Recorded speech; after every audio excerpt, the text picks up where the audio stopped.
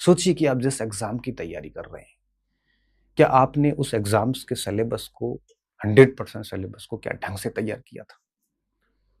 ढंग से तैयार करने का मतलब है 5-6 बार रिवीजन किया हो, 100% सिलेबस पढ़ा हो, अच्छी तरीके से चीजें याद करी हो, 50-60% सिलेबस तो मुख जुबान याद हो, भरपूर अभ्यास किया हो और उस सिलेबस को खूब सारा प्रैक्टिस और रिवीजन किया हो।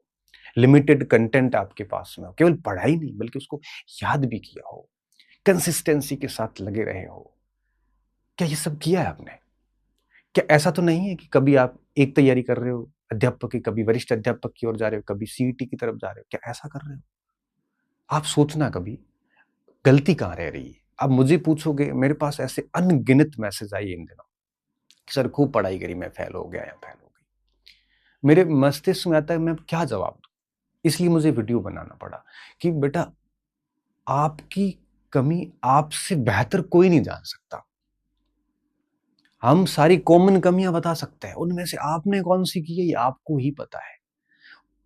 एक व्यक्ति सबसे, अगर ये कहे ना कि आपके बारे में सर्वाधिक कोई जानता है तो आप स्वयं हैं। आपको पता होना चाहिए कि अब कमियां कहाँ रहती है, कॉमन कमियां। पहली कमी ये होती है कि हम कंटेंट के ढेर बना लेते हैं, वो नहीं करनी है। अब कई बच्चों ने ये किया होगा। मैं कहता हूं कि हर पार्ट की एक एक किताब ले लीजिए, आप कोई भी लीजिए, कोई फर्क नहीं पड़ता।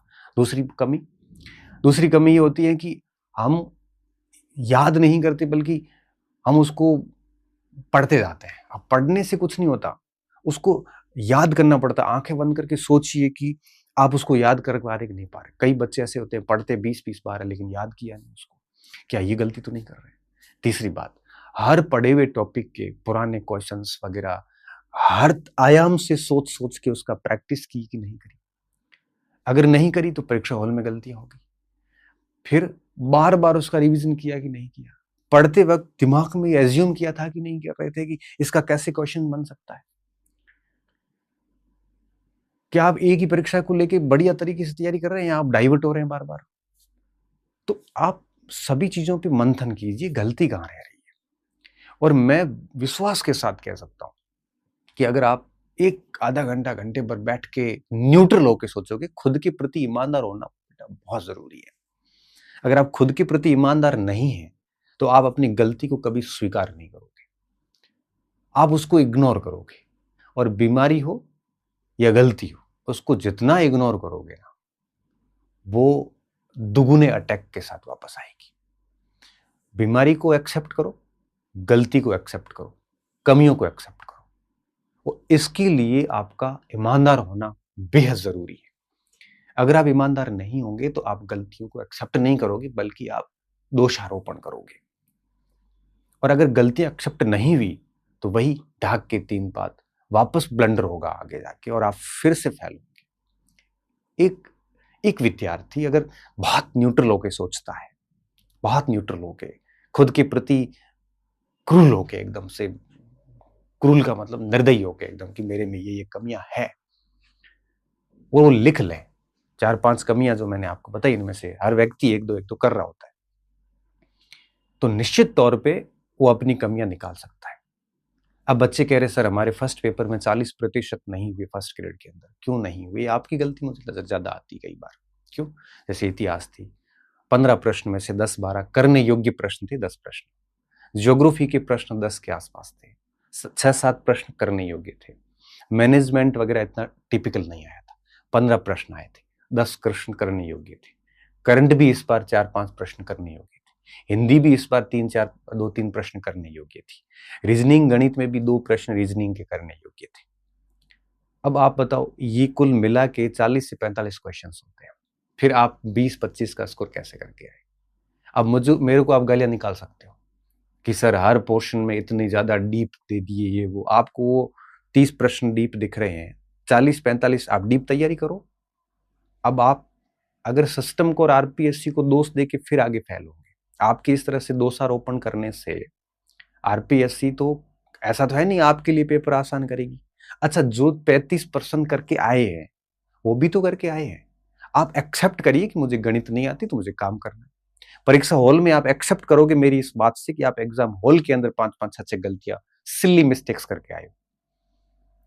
और आप आज आके पेपर देखना घर पे, आप अगर आज पेपर देखोगे ना तो आप मुझे कहोगे कि सर इसमें मुझे 40% तो आ रहे हैं अच्छे से। फिर गलती किसकी है? गलती बेटा हमारी है। हम दोस्त देके बच नहीं सकते। दोस्त देके आप कुछ समय के लिए खुद को खुश कर सकते हैं। आप आसपास के लोगों में ये बात बिठा सकते हैं कि मैं किस कारण से फेल हुआ। आप अपनी कमजोरियों को क्षणिक रूप से अस्वीकार कर सकते हो।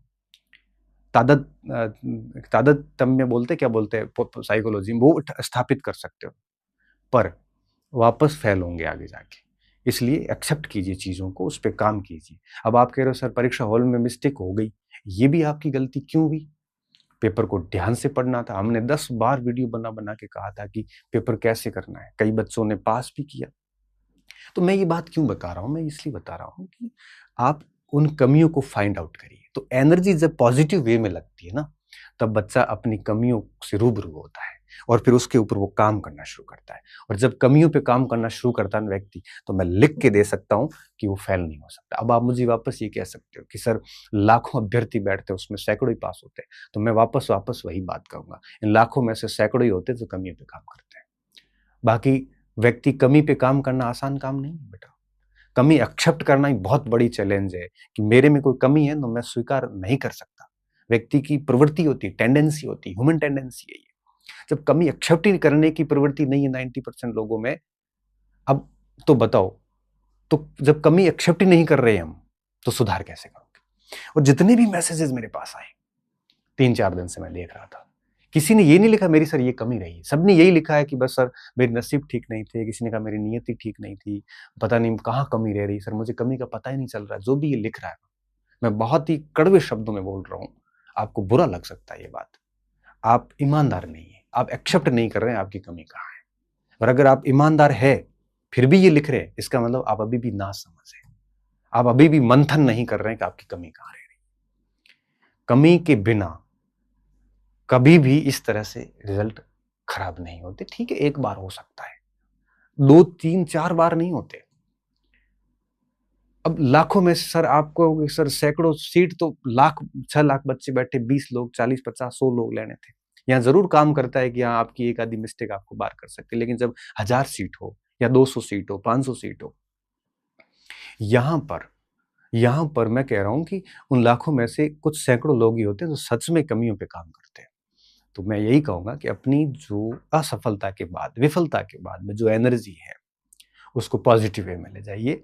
आज ही आज बैठ के अपनी कमियों पे काम कीजिए, कमियां फाइंड आउट कीजिए, क्या क्या कमियां थी, और फिक्स इट, और उसको फिक्स करो, कमियों को खत्म करो, उस पर जबरदस्ती तरीके से लग जाओ आप। और जिस परीक्षा को लेके आप तैयारी कर रहे हैं, वापस उसी को लेके बैठो। अध्यापक में कोई फेल हुआ है तो अध्यापक की करिए। हाँ, आपका सिलेबस बहुत बढ़िया है और इसके आसपास कोई सैटेलाइट वैकेंसी आपके दायरे में आ रही है, सैटेलाइट मतलब सेम सिलेबस वाली, तो आप उसको ले सकते हो। जैसे कोई L1 की कर रहा है, L1 में फेल हुआ है, तो वो CET है, ग्राम सेवक है, उसकी कर सकता है, पुलिस की कर सकता है। और जैसे L2 का स्टूडेंट है, उसके दायरे में कोई 2-4 वैकेंसी आ रही तो ले सकता है। हिंदी का है तो हिंदी सेकंड ग्रेड की तरफ जा सकता है। कोई सेकंड ग्रेड में असफल हुआ तो बड़ी आगे अपॉर्चुनिटी है, उसके बाद आगे वापस सेकंड ग्रेड फर्स्ट ग्रेड की ओर जा सकता है। तो जो जो दायरे में भर्तियां आ रही है उसको कवर अप पे रखिए और अच्छा डिसीजन लेके काम करिए। आपको लगता है कि मेरे से दूसरी नहीं होगी, मैं एक ही कर सकता हूँ, तो भरपूर तरीके से एक करिए और उसके 70% मिलने वाले सिलेबस जो है उनके फॉर्म भरिए, पेपर दीजिए। पेपर बहुत सिखाता है और इस तरह से आप 1-1.5 साल के लिए खुद को गायब करिए। सीमित कंटेंट रखिए, खुद पे काम करिए और जितना खुद पे काम करोगे, जितना पढ़ोगे उतनी आपको कमियां महसूस होगी। मैं आपको आज फिर से कह रहा हूं कि 2026 अभी आप वापस पढ़ना शुरू करोगे ना, तब आपको पता चलेगा कि 25 में क्या कमियां रखी थी, इस कारण आप फेल हुए। तो जैसे जैसे आप पढ़ोगे वैसे वैसे आपको अपना मूर्ख होने का एहसास होता है। मैं आज जब कोई नई किताब पढ़ता तो मुझे लगता है मुझे तो कुछ नहीं आता। इसलिए आप अपनी एनर्जी को थोड़ा सा पॉजिटिव वे में ले जाइए, और जब एनर्जी को पॉजिटिव वे में ले जाओगे तो निश्चित तौर पे आप ना तो निराश होंगे ना नेगेटिव होंगे, और आप फोकस्ड होकर काम करोगे। और फोकस्ड होकर काम करोगे तो निश्चित तौर पे आने वाली जो परीक्षाएं हैं उनमें आप है वो सफल हो जाओगे। तो मैं यही कहूंगा कि उदास नहीं होना, निराश नहीं होना है। जो रिजल्ट आ चुके हैं उनको आप बदल नहीं सकते। इसलिए इस कमेंट्री से दूर होके बढ़िया काम कीजिए, और एक एक दिन जो आप बिगाड़ रहे हो ना, आप ये आगे जाके आपको लॉस करने वाला है। आपको रियलाइज होगा। अब जनवरी में पेपर हुए थे अध्यापक के, आज जून चल रहा है। अब मैं आप बताऊं, ये कई बच्चे ऐसे जिन्होंने 6 महीने से कुछ नहीं पढ़ा है। अब आप फिर कह रहे हो कि हम असफल क्यों हो गए। अब आपने असफलता की पृष्ठभूमि तैयार कर ली, और कुछ ऐसे स्टूडेंट थे जो जनवरी में बढ़िया तरीके से लग गए। वो बच्चे 1 साल बाद सिलेक्शन ले लेंगे। आपको वहीं से लग जाना चाहिए था। 6 महीने किसके लिए खुशी खुशी बर्बाद कर दी आप लोगों ने। अभी सेकंड ग्रेड की परीक्षा है जुलाई में, मैं आपको बता रहा हूँ, और आप देखना इसके बाद 4-4 महीना आप पढ़ोगे नहीं, तो अब आप सफलता की उम्मीद भी मत करो। अभी फर्स्ट ग्रेड के एग्जाम्स हुए हैं जून में, मई जून में। कई बच्चे ऐसे बैठे अभी भी की में उलझे हुए पढ़ाई छोड़ रखी है। मैं कहता हूं कि आप फिर असफलता की पृष्ठभूमि लिख रहे हो। इसलिए मैं कहता हूं, देखो मेरे शब्द कड़वे जरूर हैं, ये आपको चुभ सकते हैं, आप मुझे कमेंट सेक्शन में सुना भी सकते हो, पर मुझे कोई फर्क नहीं पड़ता, क्योंकि सच्चाई कहने में मुझे पहले भी डर नहीं लगा, आज भी नहीं लग रहा, आगे भी नहीं लगेगा। मुझे किसी भी चीज का कोई फर्क नहीं पड़ता। सच्चाई जो मुझे लगती है, जो मेरे व्यक्तिगत एक्सपीरियंसेस हैं इस सारे कंपटीशन की जर्नी के, वो मैं डेफिनेटली शेयर करूंगा। और जो अच्छे बच्चे हैं उनको ये बातें जरूर अच्छी लगेगी, चुभेगी, अच्छी लगेगी, और बच्चे अनुकरण करेंगे इन चीजों का, तो निश्चित तौर पे आने वाला समय आपका बढ़िया होगा। नहीं तो वापस वही ढाक के 3 बात, कोई ज्यादा कुछ मिलने वाला है नहीं। तो आप एनर्जी को यूज करिए और बढ़िया तरीके से वापस फोकस्ड होकर काम करिए। उम्मीद कर रहा हूँ ये सेशन आपके लिए थोड़ा रिलीफ, सुकून भरा भी होगा और चुभने वाला भी होगा। बहुत बहुत धन्यवाद विद्यार्थी, अच्छे रहिए, मस्त रहिए, स्वस्थ रहिए, प्लानिंग के साथ बढ़िया काम कीजिए। और कोई डाउट आए नीचे डाल देना, आगे 10-15 दिन बाद में ऐसा एक पाथफाइंडर सेशन और ले लेंगे। धन्यवाद।